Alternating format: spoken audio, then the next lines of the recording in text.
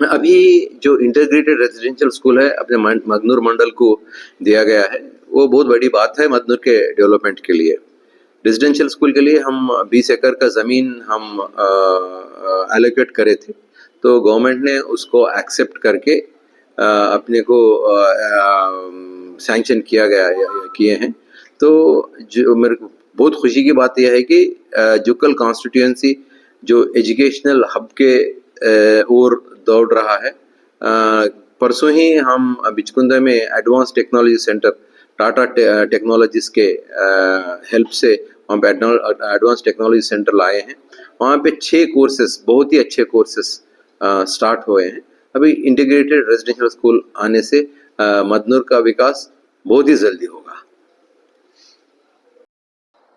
అన్ని రకాలుగా అభివృద్ధి చేయాలని చెప్పేసి ఉద్దేశంతో పిట్లంలో నిజాం సాగర్లో ఈకో టూరిజం పార్క్ ఒకటి శాంక్షన్.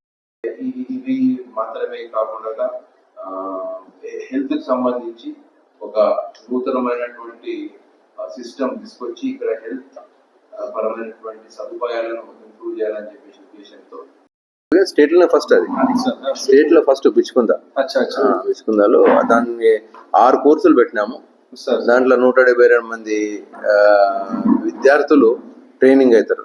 అంటే ఆ కోర్సులు కూడా అద్భుతమైన టెలిమెడిసిన్ ద్వారా మనం ప్రాథమిక చికిత్స చేసే విధంగా ఒక ప్రణాళిక రూపొందించడం జరుగుతుంది.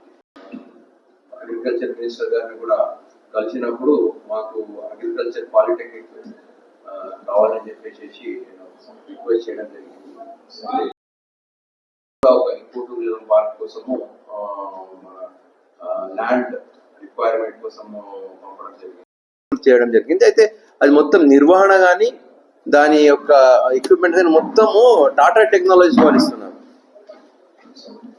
టాటా టెక్నాలజీస్ వాళ్ళు ముందుకొచ్చి అది పూర్తి స్కీమ్ వాళ్ళ ద్వారానే చేపిస్తా ఉన్నాం. ఎందుకంటే దాని వల్ల క్వాలిటీ ఉంటుంది.